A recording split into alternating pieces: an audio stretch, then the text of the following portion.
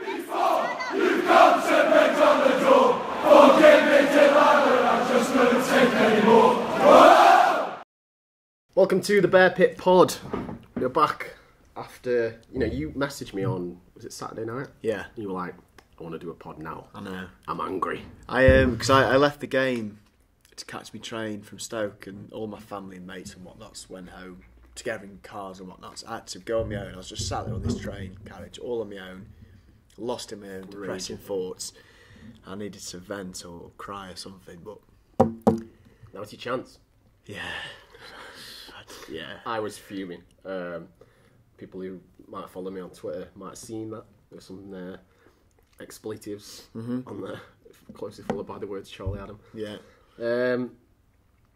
It wasn't a fun afternoon.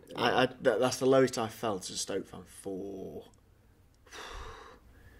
I don't know, A while. a long time. I mean, I can't remember it. I mean, losing the FA Cup final was a sad day, but at least we were in an FA Cup final as opposed to a relegation battle. This was just...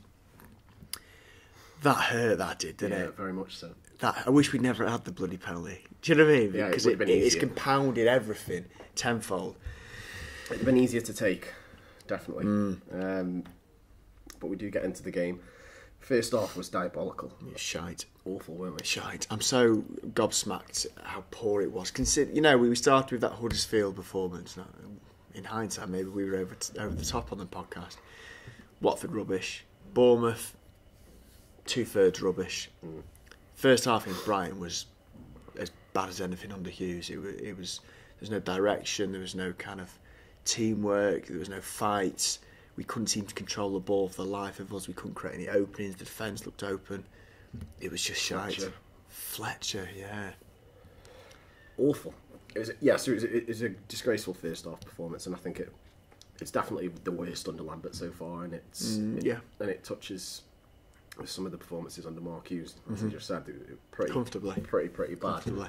And they did score first. Is Cuedo did a double 1-2. I know. It wasn't even a 1-2. No, it was a smart goal, but I would question obviously Stoke's part in that, the defensive kind of capability. And then after the second 1-2, a little touch inside and places it round Jack. Well worked goal or bad defending?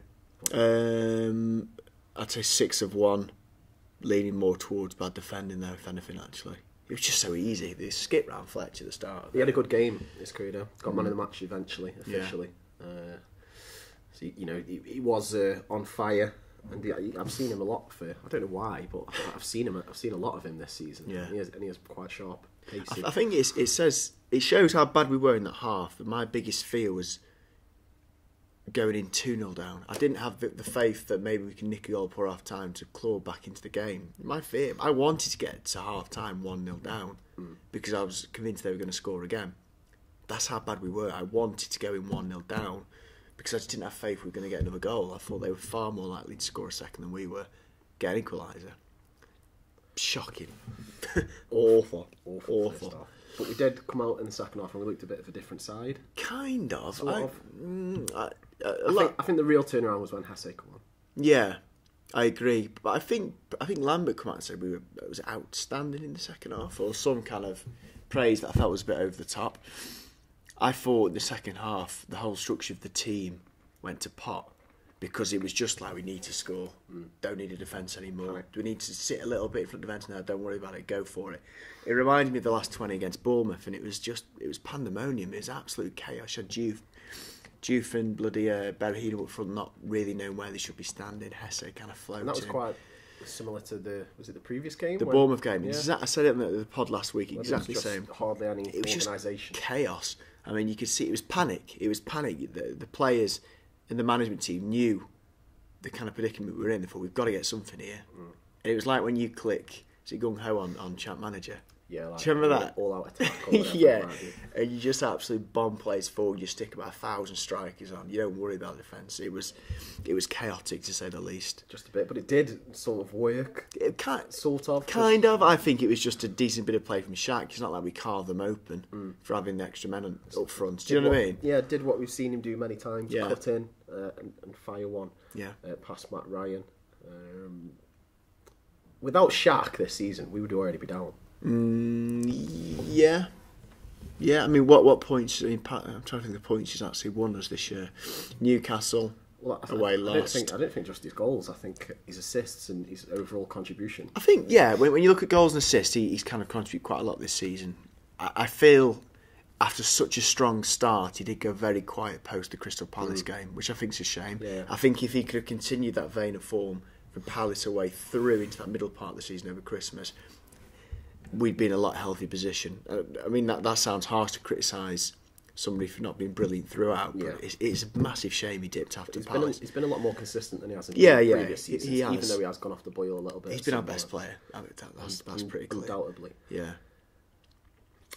I don't know. It's a difficult one with Shaq because the position that we're in now and where it's going to leave us, I'm quite worried about holding on to it. Oh no! If we go down in that sense, even if we stay up, yeah, I agree. Say he has a bright World Cup. Yeah, Shaq will not be Stoke City player this time next year. You don't think? No chance. Along with Jack. And no, Jack won't be either. No, not in a million years. Well, that's difficult, Mr. Boltwood. Yeah. No worries, we'll cut that bit. We'll leave it in. It's only Adam Boltwood from the Front Three, great podcast. So Jack and Butland are going to be difficult to hold on to. Impossible. They will not be at Stoke this time next year, regardless of what division we're in. Regardless of what happens. Yeah, don't make a difference. Even if we stay up. No, they've gone. There has been reports this week of Liverpool and Arsenal potentially coming in with a 40 million bid for Jack Butland. Yeah, you can see it. Peter Cech's been woeful for Arsenal. Yeah, I think Liverpool Liverpool have never had a solid keeper. I get the impression he likes the northwest sort of area. I get that impression anyway. So I think it'll be Liverpool this time next year. You know, I could really see him going London. Good, yeah. He loves basketball and everything that goes on. He's always down for the NFL, rugby at Twickenham, Is he? basketball, NBA. He loves it. I just get the impression A lot of that goes on in here. London. I think the northwest clubs, personal point of view, I don't know. I could just see him staying up here, but either way, it won't be interesting for me because he won't be here. I don't know. Yeah, okay, whatever. Who cares if they're gone? Yeah. Towards the end of the game, there was a penalty. Which was never a penalty. It was a dubious decision. Oh, the best. But you know what? Let's put it lightly. At the time, I thought, surely not. In a kind of disbelief, I said, he's given that. Obviously, I was delighted. I didn't care that he'd given that. But I thought, wow, that's a gift. That is an absolute gift. God is looking down on us and thought, let's give Stoke a bit of a chance here.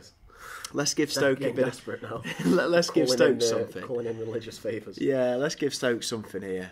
That's not a penalty, but balls to it. Here you go, Stoke. Have a penalty. Let's keep this relegation scrap going. And before the penalty was taken, there's the whole Hesse thing that was going on. Yeah. He wanted it.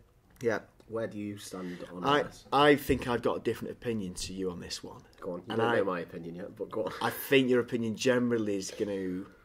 there's 2 points here. Right. There's the penalty incident and there's slagging off Adam in general. Okay. Isn't it? So there's 2 points. I completely think it was Charlie Adams to take. Okay. He's our penalty taker generally when he's on the pitch. Hesse should have... I understand why Hesse would go for the ball initially, but he should have stopped that petulance immediately when he recognised the importance of the situation. He increased the pressure on Adam and the whole atmosphere tenfold. And I think he was a dick.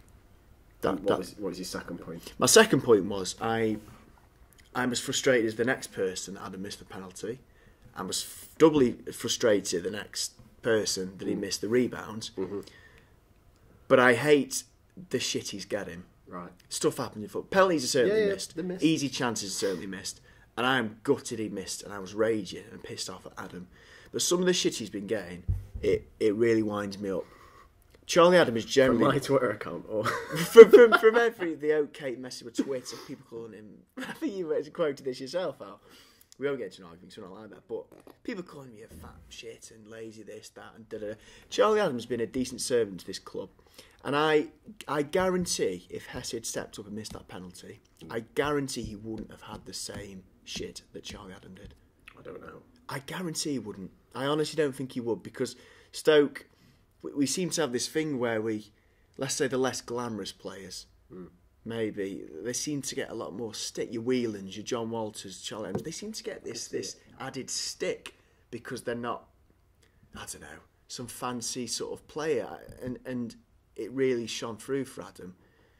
Don't get me wrong, I was raging he missed it. No, Raging. Same. I was. That follow-up was inexcusable. That's what wound me up. The penalty miss, I can forgive. If anything, I'd say it wasn't the worst penalty. It's an amazing save. Good save by Matt Ryan. Amazing save. And he put it back into the danger area. It was Charlie Adam running in quicksand to tap in the rebound that pissed me off. Yeah. And I think Charlie... I've been quite vocal about it. I think Charlie Adam should have been gone a long time ago. So it's not his fault he's playing. It's not his fault he's still penalty taker at the ripe old age of whatever it is. And we've never replaced him.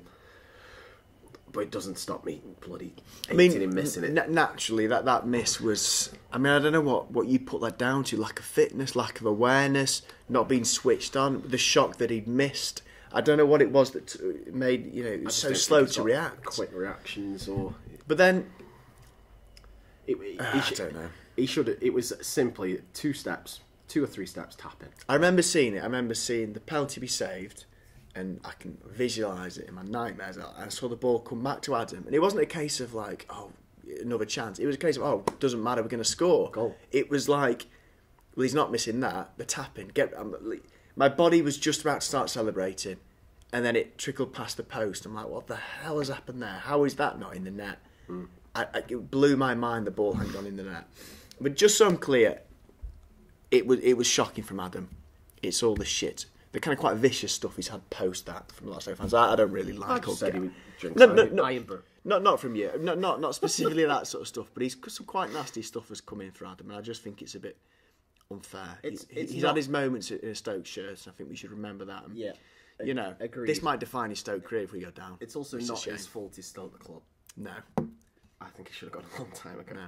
But it's not his fault he's still there and still taking penalties. What's your thoughts on Hesse's attitude pre the penalty? I think obviously it's quite petulant to argue like that, but I think, and from what I've read since, I don't think Paul Lambert had nominated anyone. No. Even though Charlie was penalty taker, was use his time when he's on the pitch, I don't think Paul Lambert had set out in stone. No. Which probably does make it... it doesn't make it right. I know what you're saying, but it's understandable. Well, if I say, he's been at Stoke for a blink of an eye. I mean, if he's missed like 2/3 of the season already, if he's not aware of the designated penalty taker, he grabbed the ball first and it was swiped off him. You can almost appreciate how the red mist had come down. You'd be like, what are you playing at? I kind of appreciate that. But he should have quickly... I think Ryan went over to him. I can only assume that Ryan and other players said, look, this is... Adam does the penalty, whatever. He should have kind of quickly wised up and realised, look, this isn't helping the situation. I'll say my piece in the dressing room after.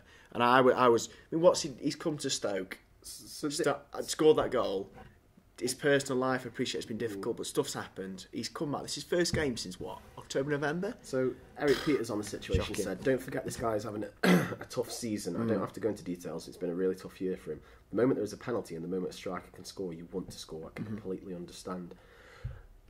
So he just wanted it, to... Similar to how Berrino wanted one and he missed. Wanted to pay back. Wanted to just get off the mark, maybe signify the end of his torrid time with his kid and his wife, maybe. So I really can understand his frustrations, even though it's still wrong to do it so publicly. It's all different. I mean, if truth be told, when we really step back from the situation, Shaq should have been on that, shouldn't he? If we're going to give a designated penalty taker, let's make it your best player, who's consistently on the pitch. Shaq's probably got the best for technical ability. Yeah. And he's top. Yeah. He'd have got the rebound in. I've got no doubt in that. Yeah. On the rebound, is it a foul? I've watched that. Dunk has come out himself and said it was more of a foul than the penalty itself. He kind of bundles into the player and the ball at the exact moment. He bundles into him. Not only that, it touches his arm, handles it with his arm a little bit. And he's already in the box when the ball struck. And he was encroaching. Yeah. I mean, by then... the first one alone, it should have been retaken. Because he would have... Charlie Adam, remember, he would have kind of run up, struck the ball, and his stride would have stopped, wouldn't it?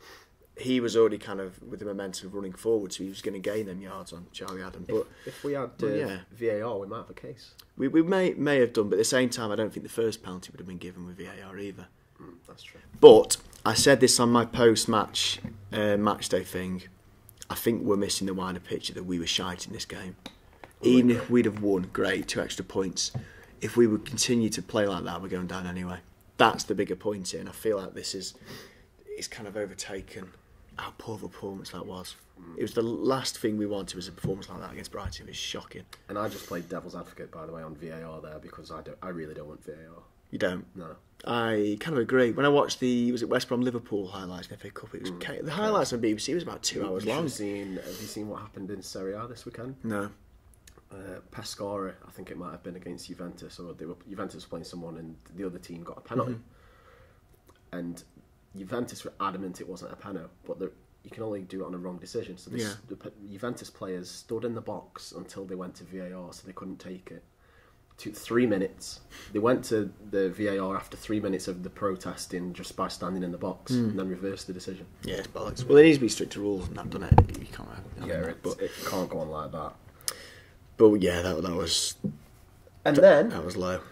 Even lower, we got a corner, and it was cleared off the line from like almost within the goal, off the line. Good header from Juve. Amazing to be fair. clearance, and I've got no idea how he got it off the line, but he did, and that was another chance right at the end. I know. And somehow it was got away, and all 3 points have got away from us. We've got one. Currently sitting 19th in the Dropped league. a place, didn't we? After Newcastle decided to Newcastle turn decided to do, probably the biggest performance Huddersfield, of the season. Huddersfield battered Bournemouth, who we felt to be the It was all previous good. week. I was so surprised that West Brom didn't beat Chelsea last night. I even had money on it because I thought, they're going to do it and just put us into more misery. So, as it stands, West Brom are on 20 below us. We're on 25. Southampton 26. Huddersfield 27. Swansea and Palace all on 27.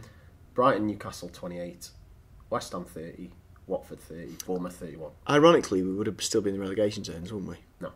Would we not? No, we'd be... we would. We would on goal difference. Goal difference. Only by one. Yeah, I mean... It'd be a much better position, though. Naturally. I'm really kind of bouncing between accepting defeat and trying to, get myself going again. Because when you look at that table, ignore performance just briefly, put that to the side. When you look at that table and consider we are in early-ish Feb still, kind of, by no means are we dead and buried here. Well, no, there's still 11 games. By no means are we dead and buried. I understand why people are down at the moment, but I'm a bit shocked at the absolute acceptance of... Even the Oatcake tweeted out. So this wasn't a message board. I assume this was Martin Smith. Actually said we're doomed, aren't we? And I thought that's a bit tad over the top. I appreciate we're in the shit, but I think we need a bit more positivity from Stoke fans. We need to kind of pick ourselves up and realise we can still get out of this. Well, we'll get on to who we've got left to play in a moment. But from that game, who were your best and worst performers and man of the match? Best, I thought Bauer was good again. He's been brilliant. Yeah, he has. I thought Ryan was good. Shaq was busy and involved. Chupo was bad again. Chupo was shite. Got dragged off. Can we do good performance? And that's it for me. Shaq, Ryan, and Bauer was good. Peters was all right. I think Jack did okay. He made a brilliant. Yeah, no, Jack was okay. Let's jump on to poor performance. Chief Moting's doing my head in the moment. Yeah. He's driving me up the wall. He seems to drift in and out of games. Well, I say in and out, generally just out. He doesn't really kind of contribute. He's not adding much. No, when he's not on the ball or doing something, he's not tracking or working hard. You often see like a fullback overtaking him to kind of chase a ball down, which he's lost. You always see Stoke players overtaking him to get back in position. He's driving at the wall. We look so much better when Hesse come on. Oh yeah, we look tons better. Juve frustrated me as well. He's a bit more hungry, Hesse. Yeah. Juve frustrated me. Headless chicken sort of vibe going on with him again. And briefly Fletcher. Oh, of course, yeah. Can't miss that. That's the one. I mean, you try not to get at new managers too early on, don't you? But that was Paul Lambert's biggest fuck up so far, was playing Fletcher.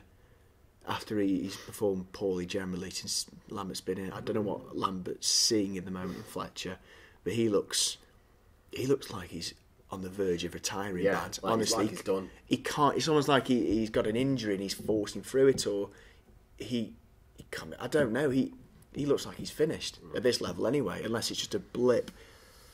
Yeah, he was awful. Man of the match? I thought Bauer. Yeah, I'll give it Bauer. I think that's an easy decision. Yeah, to be quite honest. So, I asked it last week and I'll ask it again, and we just touched on it. But are we down? The games left we've got. Leicester early kick off at their place. What time's that? 12:30. Okay. Southampton away. Man City at home on a Monday night football. That's 3 points.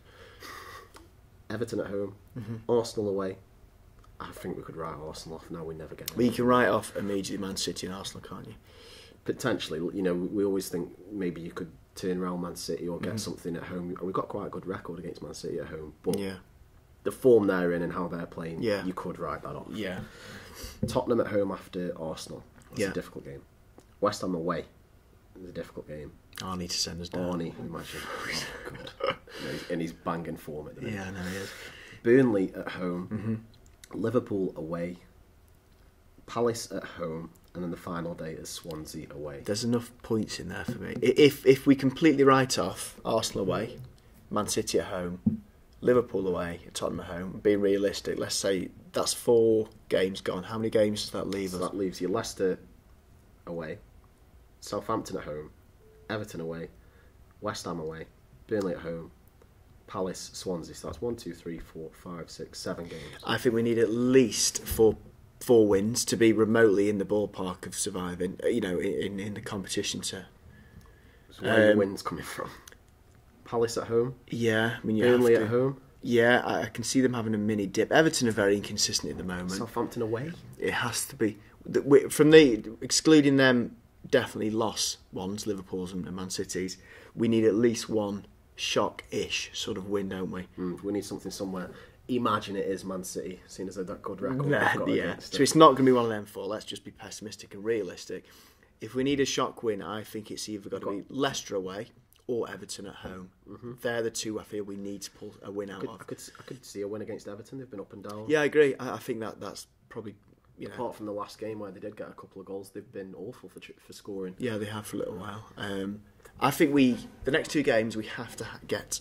It's a big ask, but I feel like we need at least 4 points for the next 2 games. 4 points? Yeah. Or 4 wins? 4 points from the next 2. From the next 2. 4 points, yeah. Stay up on 29. And then obviously the biggest game of the lot, and could it literally be a game for who goes down? It's Swansea Stoke. Our record there is a bit shit. I think we've won 1, that's it, and drawn 1, I think.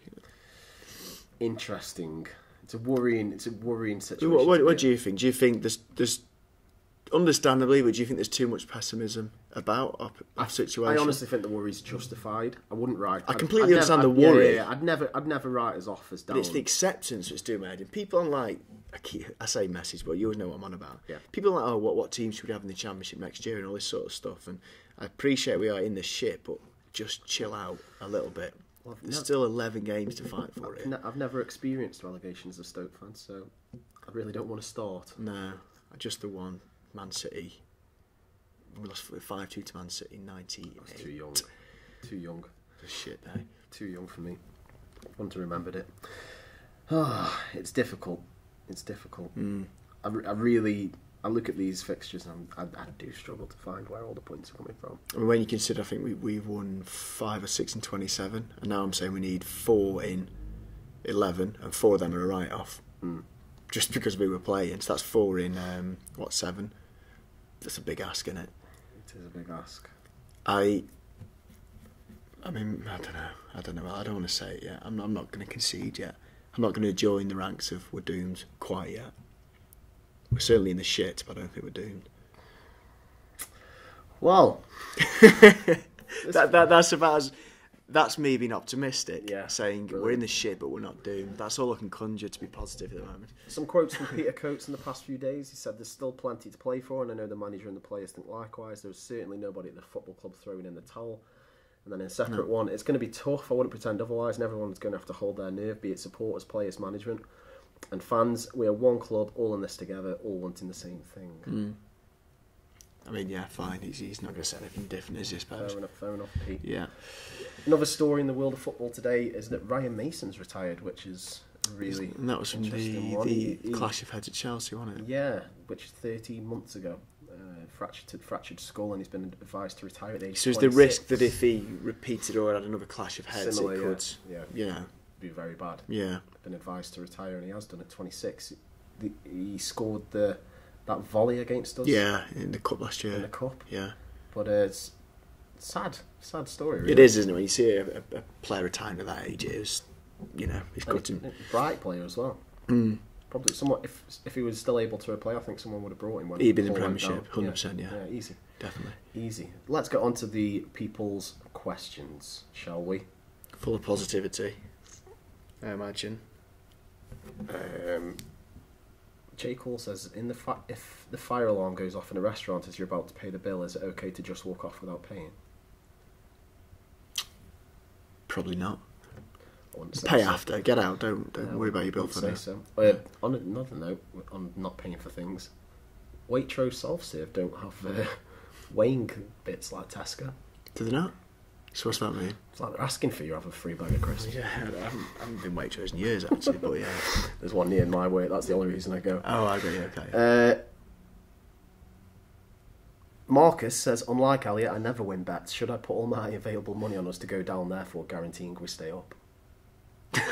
You can answer that. Don't put all your money on. If you don't win any bets, just put quid on and then make sure we stay up.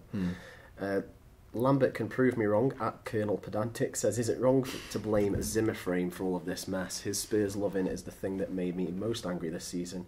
Charlie Adam would lap him on a 2-lap race of a snooker table. I assume he's on about Zimmer there. Yeah. I mean, I can't speak any more about what a disastrous signing that was. And that's about 2/3 of the Arnie money went into that cart horse. Good name, though, that bloke. Yeah, Zimmer frame. Oh, no. Colonel Pedantic. Colonel Pedantic, I like that, yeah. Brilliant Twitter handle. Yeah. Robert says, if we were to go down, which ground are you most looking forward to visiting? And which ground are you least looking forward to visiting? Shrewsbury, if they come up. I'm sure that's... I've never been. I've been there once for a pre-season friendly. Probably Loftus Road, because it's walkable from my house. Villa look like they're coming up. I love Villa. I do like... I love the tent. I love the little fan area they've got there. I always like Craven Cottage. That's if they stay down, of course. I think they'll stay down. Fulham's always a good, nice little trip to the riverside. We've got a terrace at Griffin Park, Brentford, which is quite a rare thing in modern day football. So if you want to stand on a terrace, we've got Griffin Park. Burton, close one. If they stay up, they're going down, aren't they? This is the question we don't want, Al. This is just doom and gloom. We've got to have some positivity. I was tricked into it though. I started answering that question. He tricked you. Yeah. He tricked you. To be honest, Craig, all the questions are related to keep it going down. If we go down, how many of our starting XI will stay? Says Lewis Loveridge. Oh, fuck it, I'm going to have to answer these. Okay. Butland gone, Shaq gone. I reckon... And Die. Would he go? That's quick. He's probably been in. If you've just signed him, I'm sure there might be some relegation fee or clause or something. I think I'd like to go with a Juve because I think we're paying him like 60 grand. I don't think he's worth that the best of times, let alone the Championship. Wimmer can go. He can go regardless. I don't think there's too many more. I'm trying to think who's got the biggest. Gone. I'm trying to think who's got the biggest ego in our squad that thinks they are Premiership worthy. I get the impression Peters thinks he's better than he is. I think he'd want to go. I think Ryan is stick. I think Ryan is stick with us now. I think he's certainly peaked as a player, and I think he'll see how his career with Stoke if we can go down or not. Difficult. Stephen Hubbard, if we were to stay up, do you think this all would end up becoming a blessing in disguise and a wake-up call to Peter and the staff? Show getting far too comfortable in the Premier League, and by going through each season as the league's lowest spenders to come back and buy them at some point. Fair enough, they have wisely and realistically not thrown stupid amounts of money about, but to compete now in the league, even to stay up, it doesn't come cheap. Good question. I think it's a good point. That's a really good point. I pray that is what happens. Yeah. I mean, in terms of the management, obviously the penny has dropped that we needed to change things. They've done that and brought a new manager in. But I think Stoke are more often than not in the bottom 2 or 3 spenders in the league, aren't we? We have been for a few seasons now. So I think if we do stay up, we'll see some reasonable money spent in the summer to try and bolster what we've already got. Because we need to. Because I mean, we sold Arnie, 25 million, best player, I reluctantly say, but he was. And we didn't. We replaced him with a guy on a free, cheap promoting. That shows being overly comfortable. Yeah. Penny pinching of it, yeah. So to put it. If we do go down, there's so many of these. Sam Richards, if we do go down, do you think that we will get straight back up, or maybe do what Wigan did and go down again? Teams like that. I'd like to think we'll be thereabouts because I think we've got a solid structure. I think we've got a decent chairman, we've got decent money. I don't think we'll go in the doldrums, touch wood, if that does happen. We have got a decent foundation as a club, haven't we? I feel like the brand name and the exposure for Bet365 is also a big factor. And I know that they want this ground, the club, in the Premier League. Yeah. I think they put a fair bit in, maybe even more than they put in now in the Premier League to getting us back up. I think we'd be thereabouts. We're not a club like Hull or Sunderland, which is just an absolute state from top to bottom. Despite what's going on the pitch, we have got a decent club behind the scenes, generally. Certainly in terms of structure, so I think we should be thereabouts, yeah. Ben Clark, what's your preferred pancake topping, as it is pancake day today? No, I'm not a fan of pancakes. I'm not a massive I just fan. think they're boring. When I did have them, though, I had cheese. And I've put this on Twitter today, and a lot of people have gone mental. Were you trying to replicate an oatcake? Got confused. I don't know. I'm a savoury guy, not a sweet. Nah, I mean... I think I had cheese and maybe cheese ham, which has probably just made some people throw up listening to this, but, you know. That is a bit odd. I suppose if I had to answer, I'd probably... Do you have like the sugar and lemon? Or? No, I was shy at it. I like chocolate sauce and ice cream in a pancake. Like that, mate. Basically, I might as well just have ice cream. See, like for everyone who doesn't like mine, like yours made me feel ill. Ice cream, but pancakes are generally... I'm not a sweet sort of guy. Don't like it. Just not a fan of them, to be honest. Overrated. Nah, not having it. Let's have a look. Is there any more decent questions? So if your question's not read out now, Elliot's claiming your question's not decent. That. Some of them have already been asked, or we've already covered it. Listen, Lee Fulcher says 3 points on Sat and game and season starts again. Well, there's no game on Saturday. No. Sorry, Lee, so we can't go with that one. Rob Horton says, guess Charlie Adams' weight. This is what I mean. This is what you don't like. That's the only reason I thought I'd read it out to wind you up. Sure. Jack Collins says, what happened to the pressing game Lambert promised? Saturday tactics seem to be half Pulis, half clueless. I don't know what. Yeah, I don't know. There was no pressing. We saw that at Bournemouth at least, even though we lost. But I don't know. That kind of thing seemed to be thrown out the window against Brighton. Yeah, there was no game plan at Brighton. At Bournemouth. There's definitely no game plan for the majority of the game at Bournemouth. There was, but we ran out of steam. I think we had it for half an hour 35. Towards the end, though, it was chaos. Absolute shit. Matt Bill says red or green grapes. I hate grapes, neither. Not all of them. Not a fan of grapes at all. Red Don't for me. Don't like the texture. What sauce do you have at Chippy? Gravy for me. Mushy peas. Mushy peas. Yeah. Curry sauce. Is that a sauce?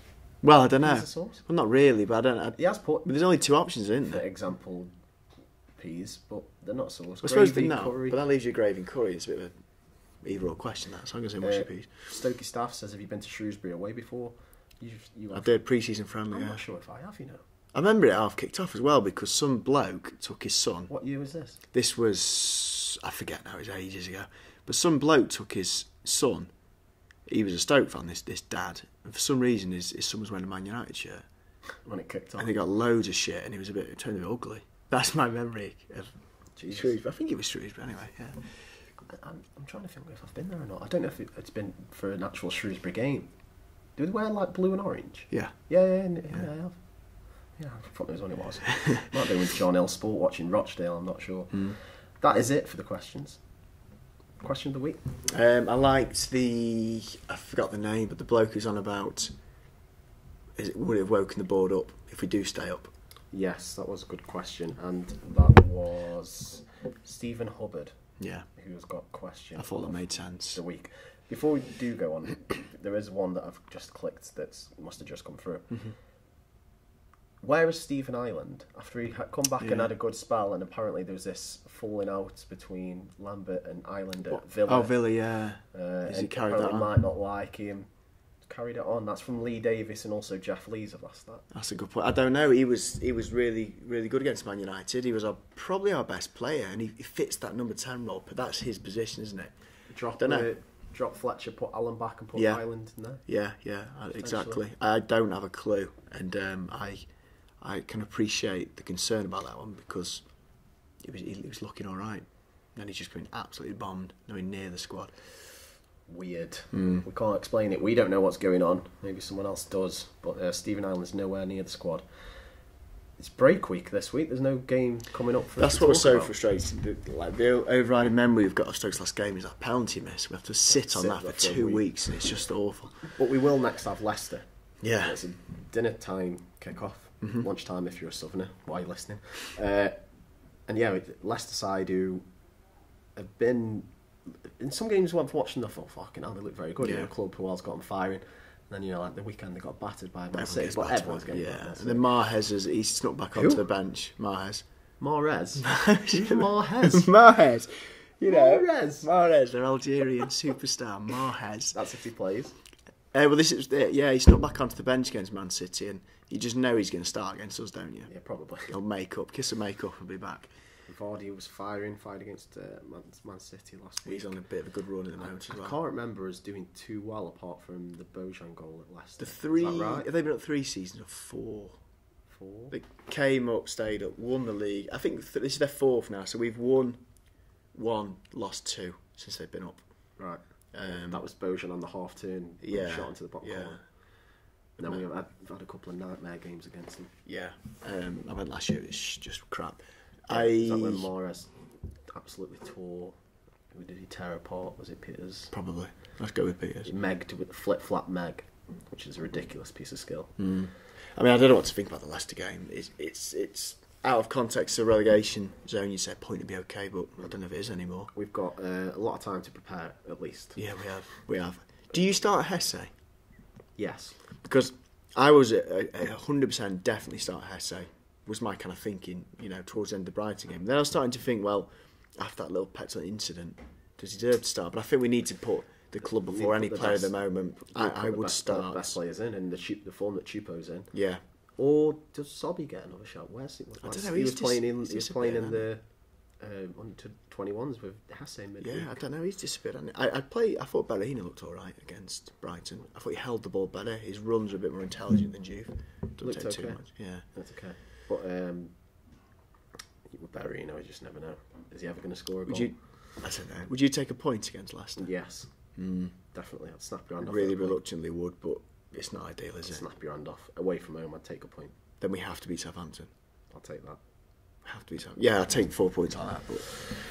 But no, might be all 6. But there's not going to be a podcast next week because, like we said, like the other week, we're not going to cover training. No. We're going to come back and cover training, and I'm actually abroad. So you're always abroad. Always abroad. So that has been the Bear Pit Pod. Do make sure you drop us a like on SoundCloud, YouTube, Acast, iTunes. Leave us a 5-star review on iTunes if you would. That'd be nice. And that's been the Bear Pit Pod. It's not been a massively positive one. No, I wasn't expecting anything more from Is this there anything one. you can do to lighten it up at the end? No. No. Not really. Enjoy your pancakes if that's your thing. If not, sorry. That's all I've got. Enjoy your pancakes because we've got no pleasure or joy for you at all. Thanks for listening. See you later.